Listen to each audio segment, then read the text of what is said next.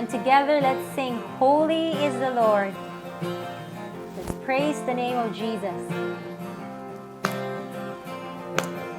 We stand and lift up our hands, for the joy of the Lord is our strength.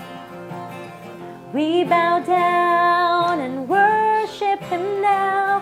How great, how awesome is He. Together we sing, Holy is the Lord, God Almighty. The earth is filled with His glory. Holy is the Lord, God Almighty.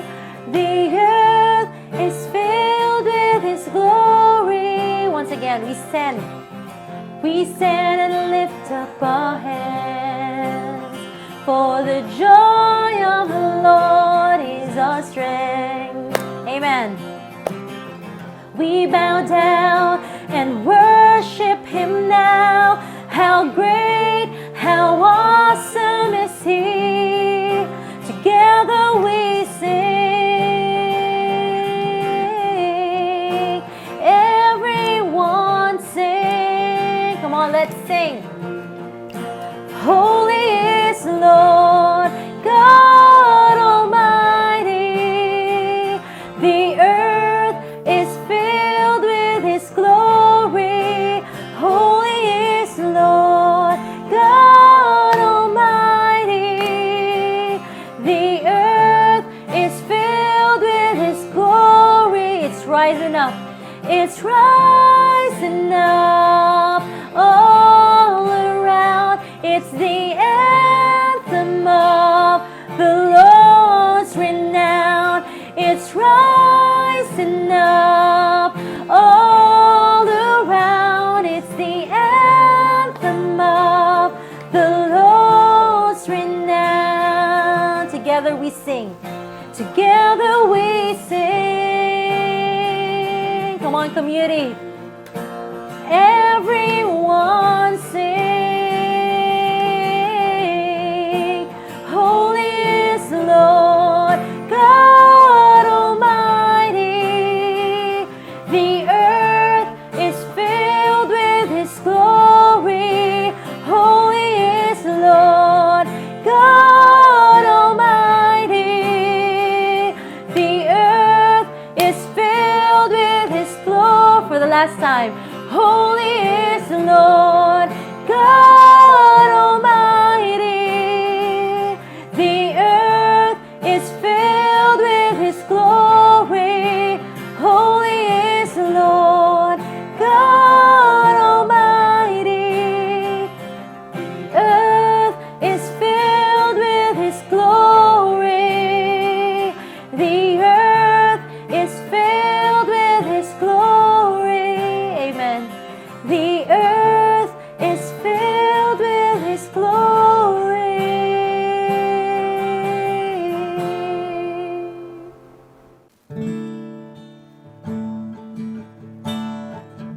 Here we are, oh God, offering to you everything that we have, Lord. Like you spilled your blood, Lord. You spill our hearts as an offering to you, Jesus.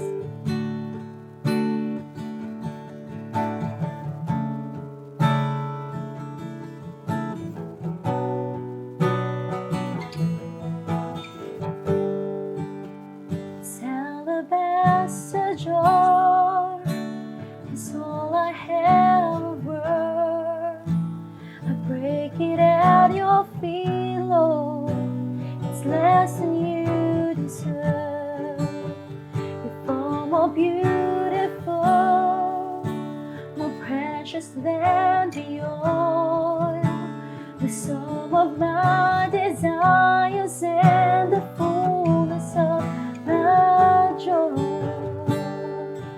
Like you spilled your blood, I spill my heart as an offering to my King.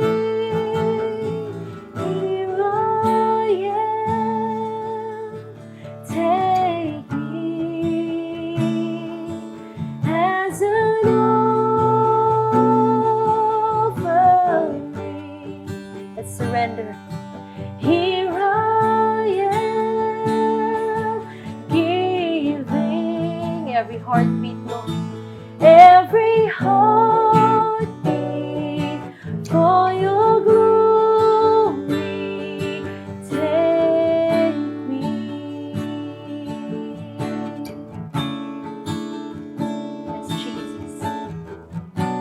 time that we have left, Lord, surrender to you.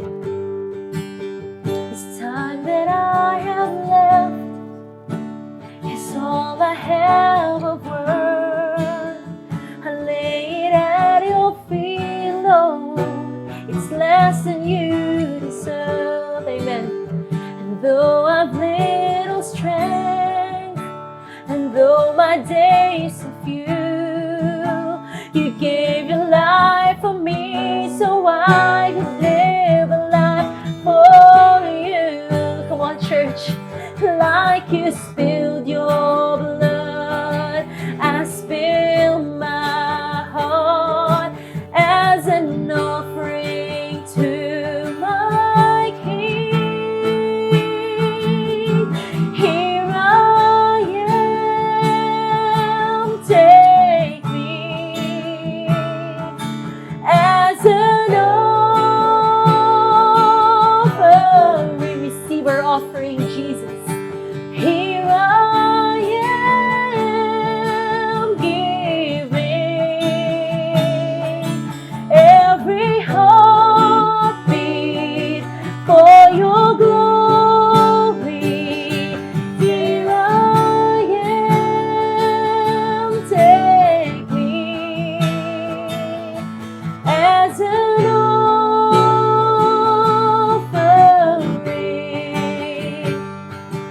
Here I am, giving, Lord, every heartbeat, Jesus, every heartbeat for your glory. Say, worthy, worthy, you are worthy, worthy is the Lord. Our God is worthy. Come on, let's give him praise. Worthy, worthy, you are worthy, worthy is the Lord. You alone, worthy, Jesus. Worthy, worthy, you are worthy, worthy is. Let's glorify Jesus. Worthy, worthy, worthy, you are worthy, worthy is the Lord. For the last time, worthy, worthy, worthy, you are worthy, worthy is the Lord. Like you spilled your blood, Lord. Like you spilled your blood, I spill my heart as an offering to my King. Here I am, take me as an offering. Make this your prayer. Here I am, giving every heartbeat for your glory. Here I am, take me, yes, Jesus, as an offering.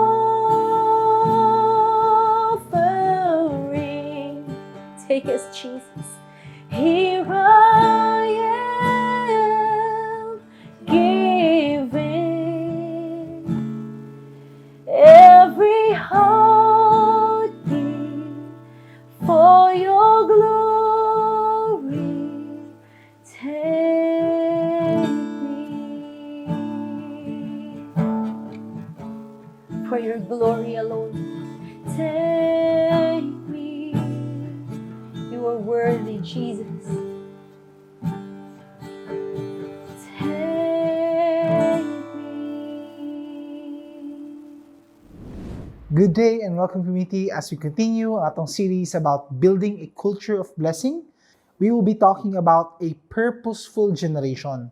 Especially now na ato ang current generation and the coming generation, most probably by our leading, have been tagged or labeled as the generation nga highest ang number of depression, highest number of teenage pregnancy, highest number of being lost in terms of unsay career i-choose, and then later na makadecide what to specialize on in their career.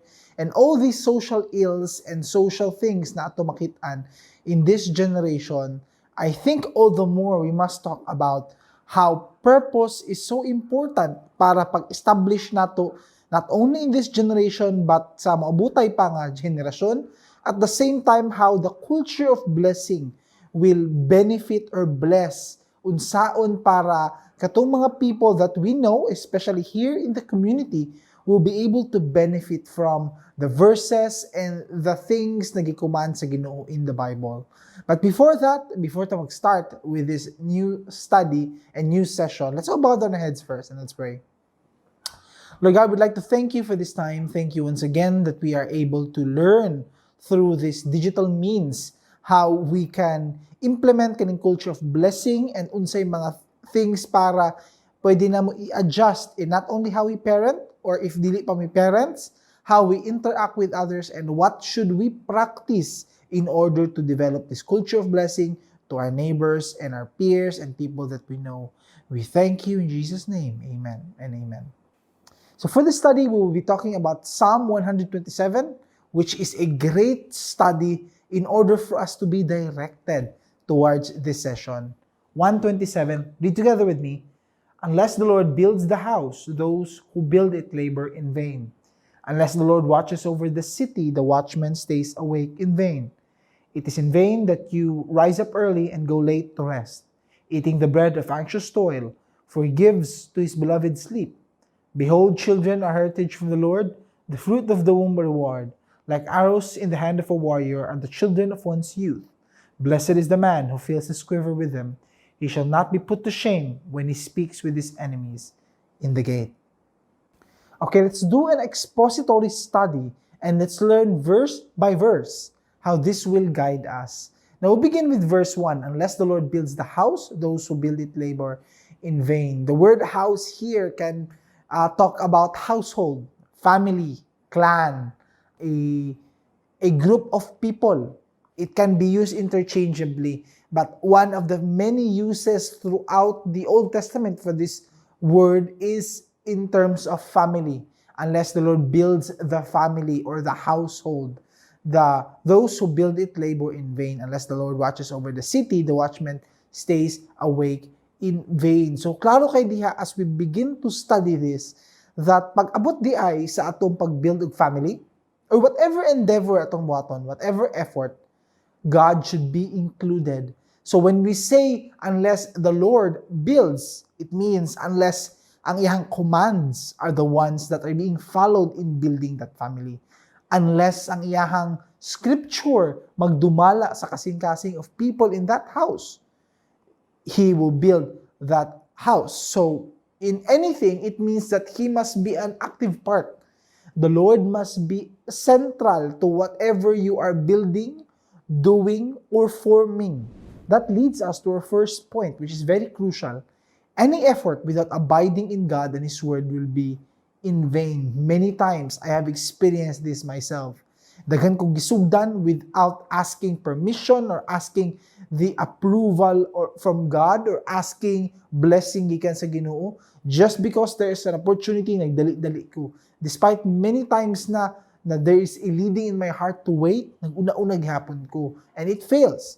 And those serve as a learning lesson in that whatever man ato ang pwede ma-apply, tactic, guide, book, strategy, whatever man i-offer diri sa kalibutan, unless the strategy, the tactic, the technique will first allow us to have a deeper relationship in God, kana is something that I would encourage and approve of.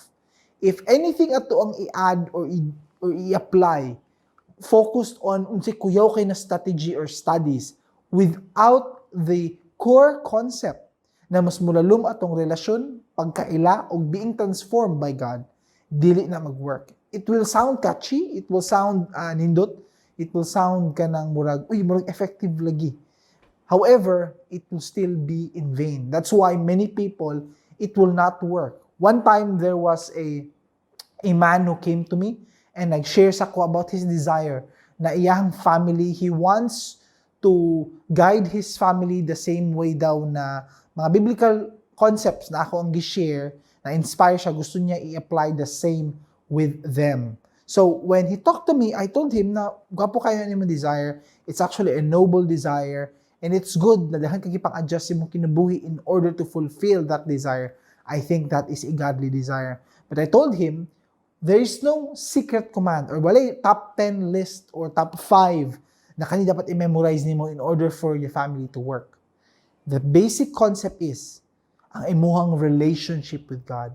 The deeper that is, the deeper imong love for your family and the deeper mag-guide nimo sila, imuhang commitment to them.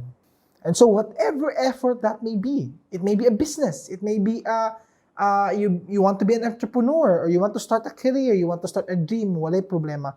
As long as that will help you, or that is an abiding in God, ang iyahang command sa imong kinabuhi, ang iyahang word, wala nag-contradict, wala ka nag-compromise, that will not be in vain.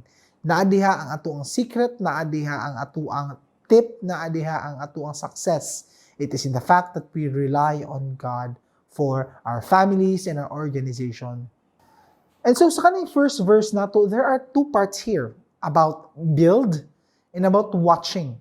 So ang building, it's something na unsa ang material or unsa ang mga things na imuhang gigamit in order to form that. And of course, that is the part, an active part, choosing part, meaning the decision making that you make. Meaning, how do you discipline? Mo-follow ba ka what the Bible says or mo-follow ka what the world says? How do you respond or react to certain situations? Do you follow what the Bible says or you follow what the experts or the veterans say? What is your principle in doing all these things, whether it's family, organization, company, business, or even in your own career? And so, ang building is an active choice. What blocks or what material are you using to build that? Watching is a different part. Watching is something that you put your faith and trust in. If you trust na katong watchman, for example, na naa dito sa tower, na magtanaw, magbantay, di ka makulban because kabalo ka na magbantay, na mag-sound sa alarm or sa horn if na incoming threat. The same way kung nakakaibilin na grocery and then na guard, sigurado ka, the guard, Chief, bantayan ni palihog, and then bantayan niya, naakay emotional trust, naakay, di ka makulbaan, dili ka mag-worry because you know somebody is watching it. In the same way, inaana pod ang ato ang house in terms of emotion, in terms of trust.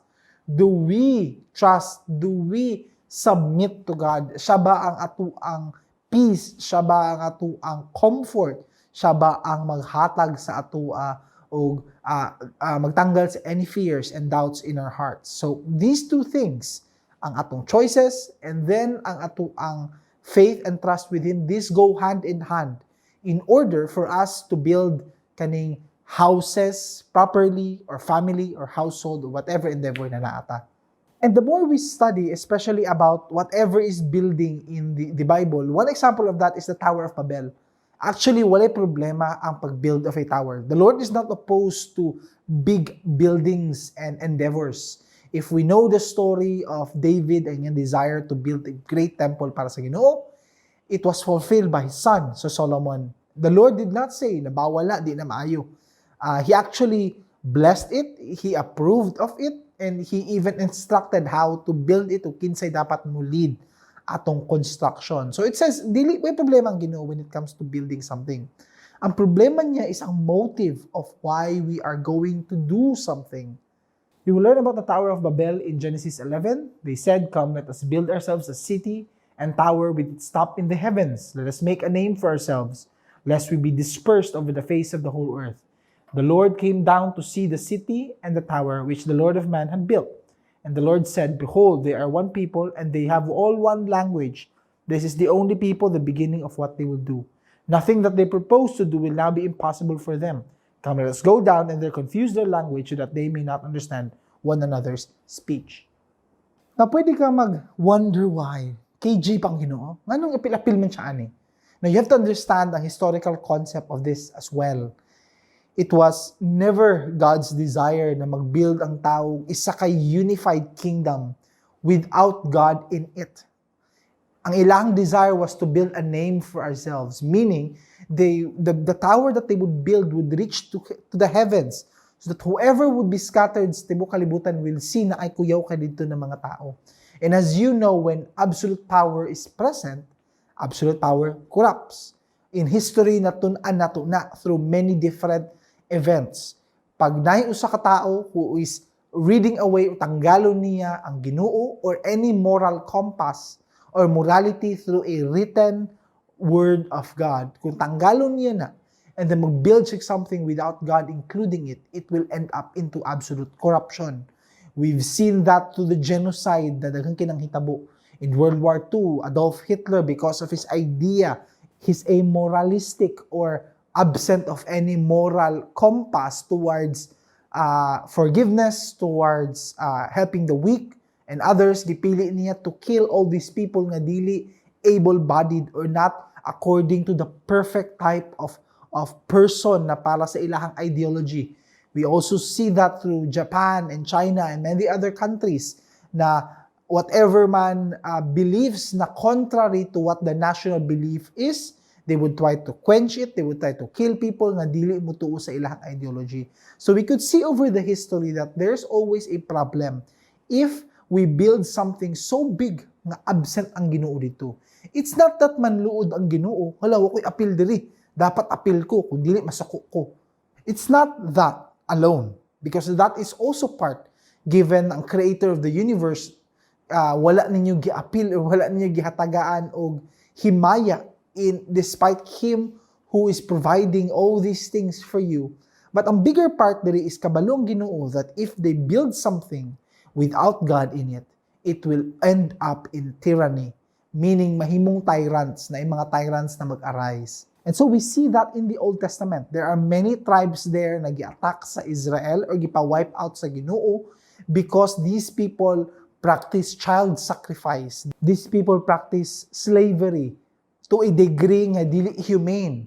Unlike in the Old Testament, which is ang slavery na dito was a economic choice. Pwede ka mapili to be a slave if di mo kaya bayaran mo mga utang in order na malampasan lang to ma-pay off ni mo mong debt. So, there's a big difference, but we don't have time to talk about that. But the one thing is clear dire, whenever we build something walay apil ang Ginoo, that is a problem in itself. The same way that we want to build a family, the same way we want to find a partner, a love life sa atong kinabuhi, without God present, that's also a problem.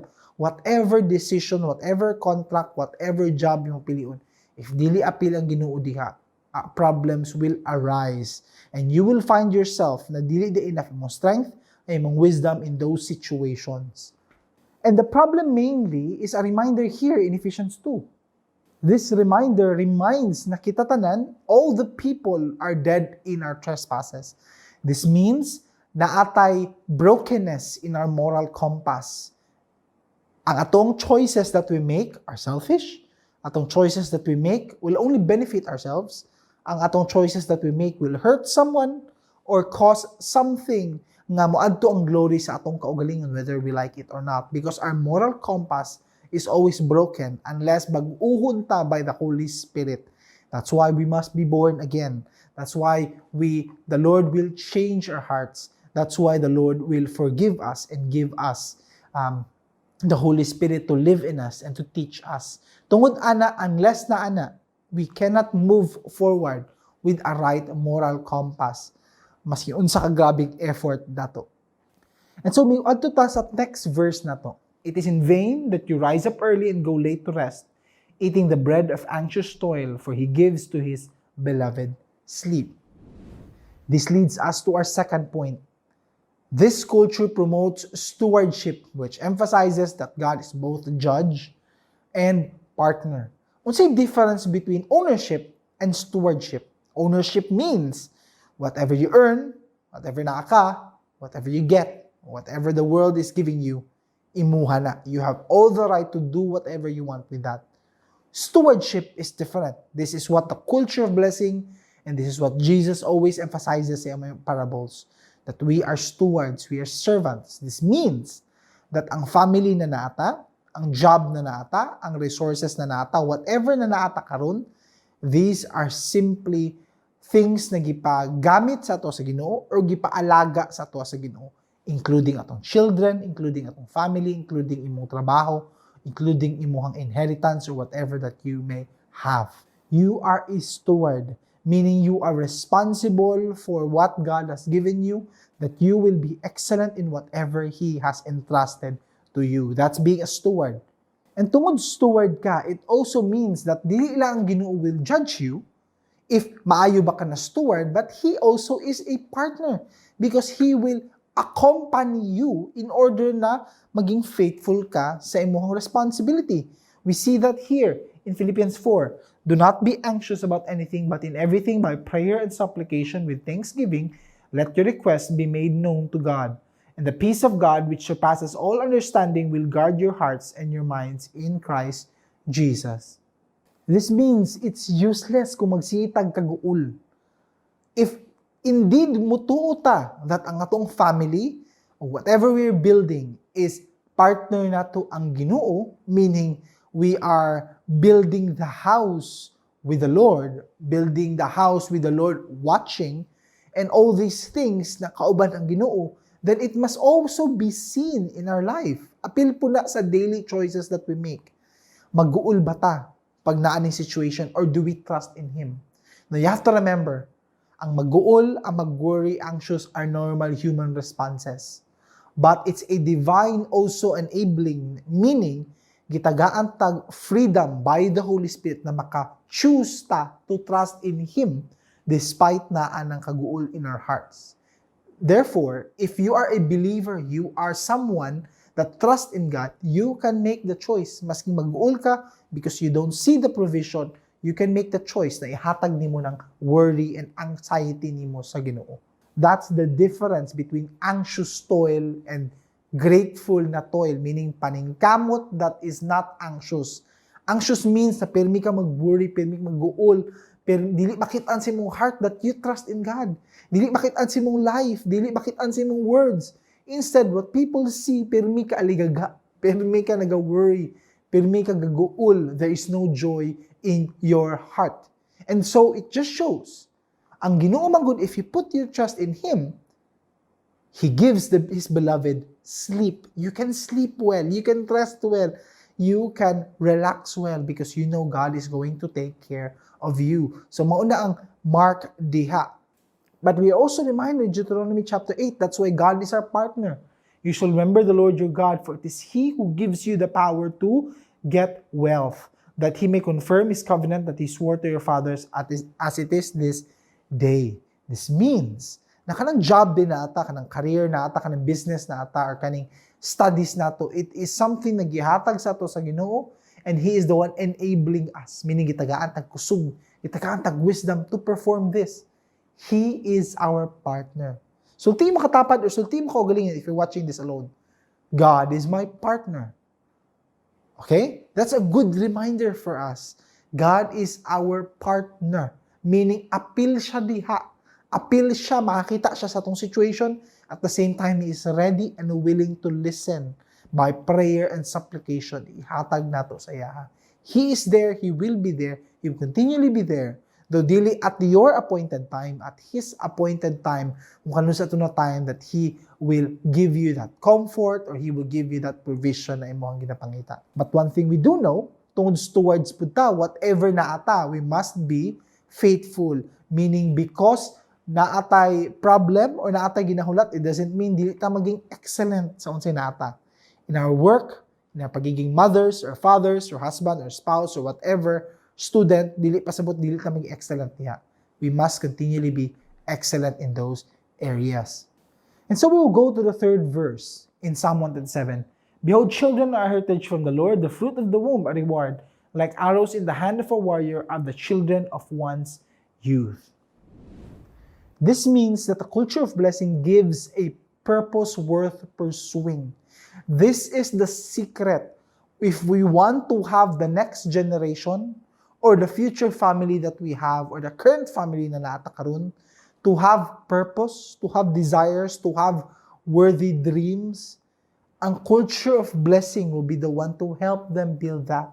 If mapansin nato early on, tungod gina-apply na ang pag-bless sa mga bata, ang pag-pray over sa ilaha, very early on pa sa ilang culture, na naato mag-aspire na sila of something big that is worth pursuing. At the same time, it will also help develop kita as parents or future parents na maging mindful ta that we are responsible.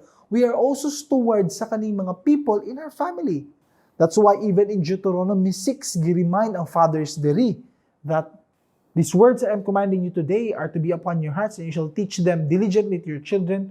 Speak of them when you sit at home, when you walk along the road, when you lie down, and when you get up. Tie them as reminders on your hands and bind them on your foreheads. Write them on the doorposts of your houses and on your gates. We also see that in Deuteronomy 11. Fix these words of mine in your hearts and minds.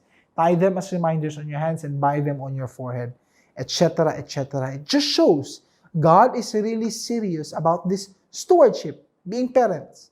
Being parents is not only nga mag-earn tag kwarta, but it's the intentionality, ang pagbuhos na tong time in making sure that ang spiritual aspect nila are being developed. That's why sayang ka opportunities na karon na si ma-force ta in one household na di ni gamiton sa time, whether father ka or mother ka or family member ka, na ibuhos nimo ang blessing and culture of blessing inside the families. Sayang kanina opportunity na wala nato og ginagamit. And so sayang if dili nato gamiton ng God-given privilege to give them a direction. This means na nauso na sa ato ang time na that we just allow them to choose whatever profession or career na naa sila. That's good, that's the freedom to choose. But as parents, as guardians, we are also responsible on identifying unsang ilahang mga strengths and weaknesses and what will help them and guide them towards the next step, unsay best step. Or if ang a child or if ang anak will have a desire and dream na tinuod kaya po niya, gusto niya buhaton, it's also your responsibility as a steward na i-assist siya in whatever that needs to be done or trained in advance para moabot ato nga position. And that's why the last verse of Psalm 127 reminds us, blessed is the man who fills his quiver with them. He shall not be put to shame when he speaks with his enemies in the gate. Blessed katong tao that gipuno niya yung quiver niya. Quiver is kanang butanganan sa mga arrow sa archer. Meaning, puno dito ang iyahang mga children because ang iyang mga children will continue on katong target na giset sa ilaha by the parents. He will not be put ashamed because ang intentionality niya, pagbuhos niya time, pagbuhos niya effort, pagbuhos niya love, and pagbuhos niya blessing will be the one to assist katong bata towards whatever direction gusto niya og na-align niya og will sa Ginoo sa iyaha. And that's why if ipabaya na lang nato o dili ta mo uban sa ilaha in that journey, they become a purposeless generation. Maglibog sila what they want in life. Maglibog sila unsa i-pursue nila.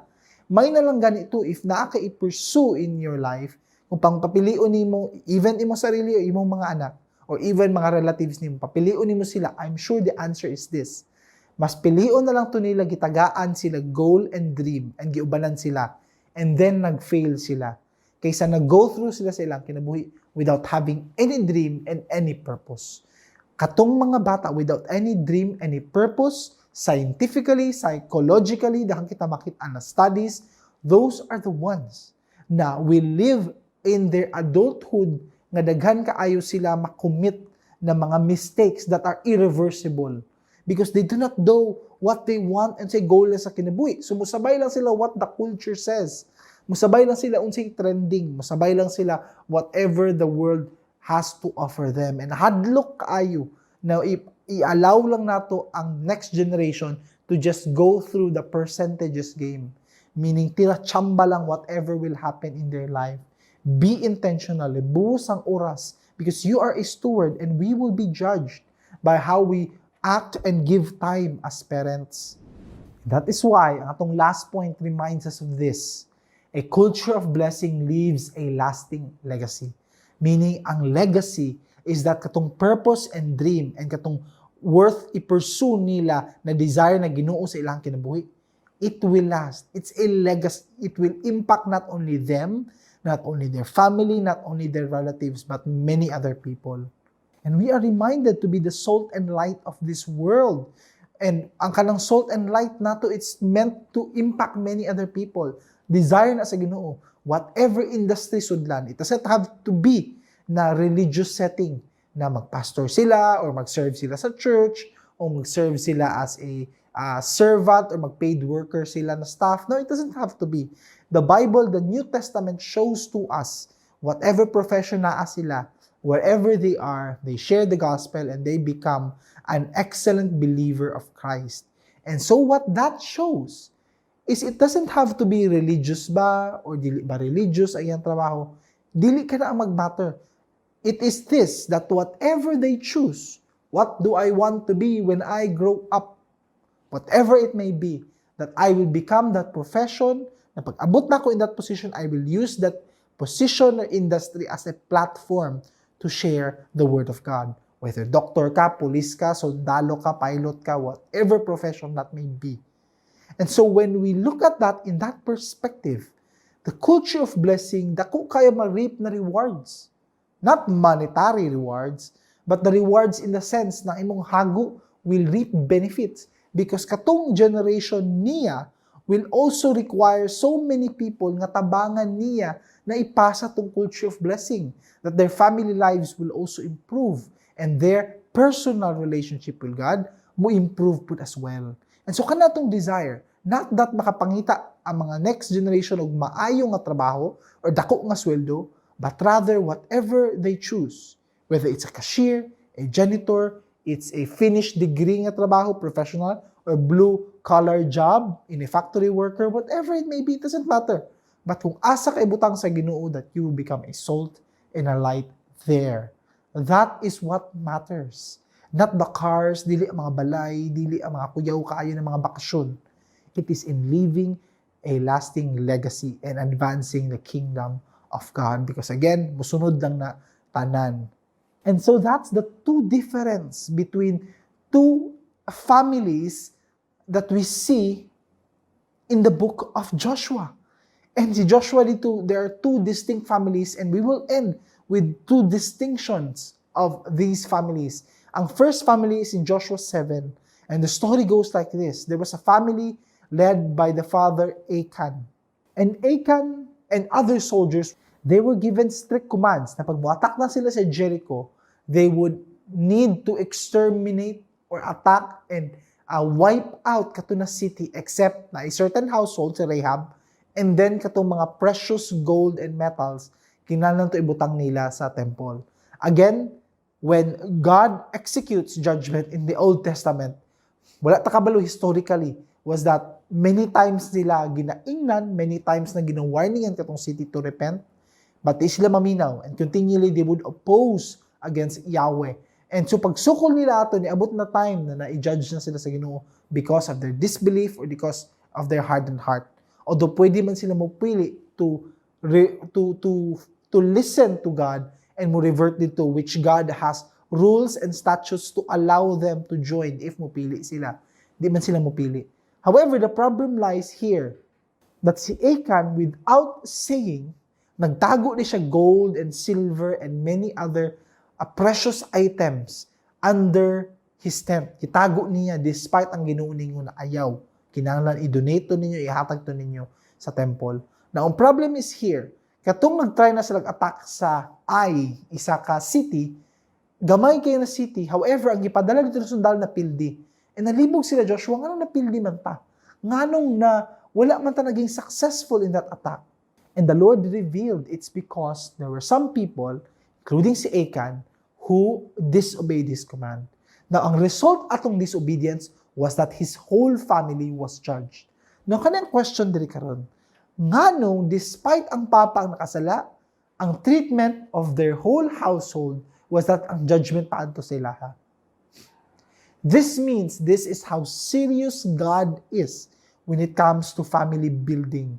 Dako kaayo ang mahitabo if we don't take it seriously. Unlike here in the next part where Joshua said, "As for me and my household, we will serve the Lord." And that is my prayer. Nakita tanan, we see this as a choice. Ang pagsunod nato sa parenthood, though perhaps dili nato full choice or di ta 100% committed decision or wala pa ta nag-make an decision, but karon pa lang daan we will make that choice na if by the time the Lord will bless me with a family, me and my household will serve the Lord. That is the essential truth of the culture of blessing when we make that decision.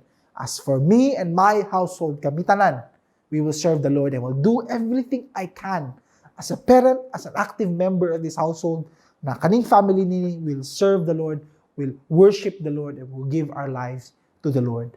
We have that choice. And the Lord, I believe, is speaking to us right now to make that choice. Let's build a culture of blessing. Let's begin with that today. I invite you, let's bow down our heads. Let's pray to the Lord for that. Lord God, it is your desire that we build a culture of blessing. Thank you for this desire. Lord, I pray each and every one of us in different households will make this decision to build a culture of blessing. Imuha ng desire, Lord, so please enable us. You are the one who will lead us towards this culture. We thank you in Jesus' name. Amen.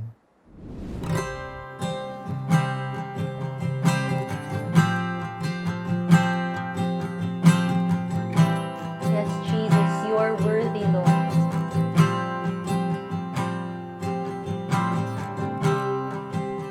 Worthy of every song we could ever sing.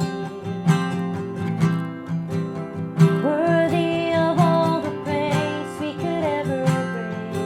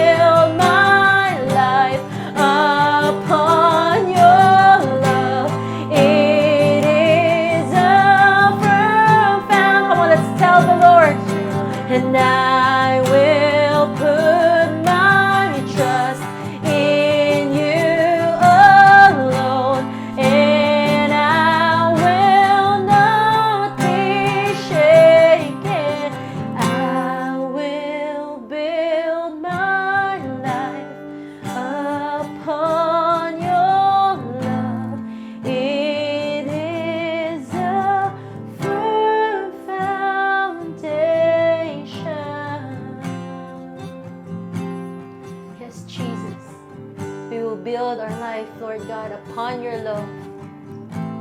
It is the firmest, Lord, firmest foundation, Lord.